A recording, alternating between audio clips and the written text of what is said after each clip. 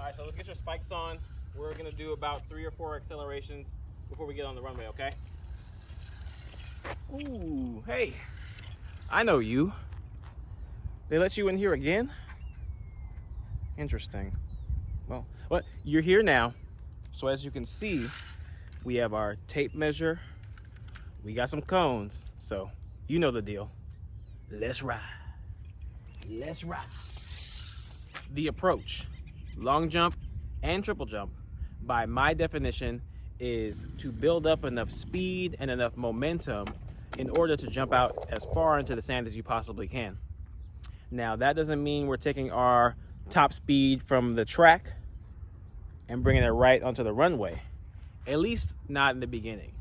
The concept we're looking for here is maximum controllable speed. Now, your maximum control velocity might look a little different depending on what level you are. For example, high school athletes usually come down at around 80% of their maximum velocity, while I, on the other hand, by no means elite in the long jump, but when I do long jump, I'll come down at around 95 to maybe 100% of my max velocity, because over the years, I have become able to control that speed. How do we get to that maximum controllable speed, you ask? Great question.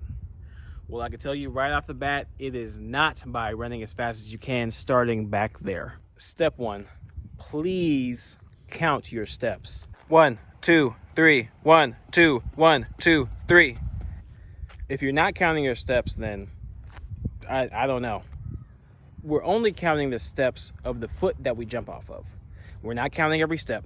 We know you know how to count. That's great. So if you jump off your left foot, you're gonna count every left foot. You jump off your right foot, we're gonna count every right foot. The reasons why we count our steps on the runway is because it enables us to choreograph the approach. It lets us know where we are in the run. It lets us know what we need to do in certain sections of the run. And it also introduces the aspect of consistency. So here we are at the back of the runway. Now we have a general idea of what an approach is. We know we're supposed to be counting our steps during the approach.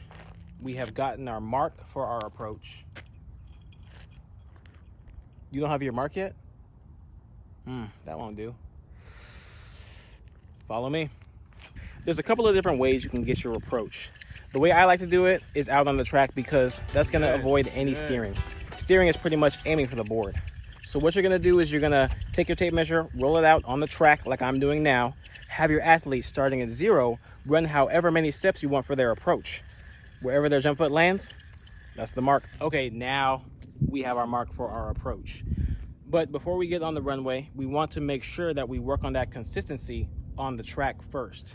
Now, we can get into some choreography. So for my runway, at least for me and my athletes, I like to break it down into 3 sections. So you have your drive, sprint, and attack. So for the drive phase, you're pretty much driving like you're coming out of the blocks. For the sprint section, you're focusing on front end mechanics, efficiency, and rhythm.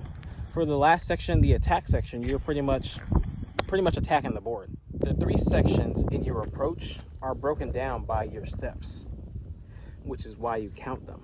So let's make it easy. Let's say you're taking a 12-step approach. So each section in that run should be 4 total steps, or 2 lefts and 2 rights. So for your first section, you are driving for 2 lefts, 2 rights, or 4 total steps. For your second section, you are sprinting for 2 lefts, 2 rights, or 4 total steps. For your last section, you are attacking for 2 lefts, 2 rights, or 4 total steps. It looks like this. This just warms my heart. But seriously, drive, accelerate, attack. So choreographing the run like we're doing here allows us to be at our maximum velocity where we want it the most. You don't want to give it the beans out the back and end up at your top speed in the middle of your run. That's not helping anybody. Plus, studies have shown that once you get to your maximum velocity, you only decelerate from then. So why not be at your top speed at the board? This has been Long Jump 102 Approach. If you have any questions, comments, or concerns, hit my line. I think that's the phrase. That's what the kids are saying nowadays. But jump far, jump often. but not too often. This is Coach Sanders. See y'all next time.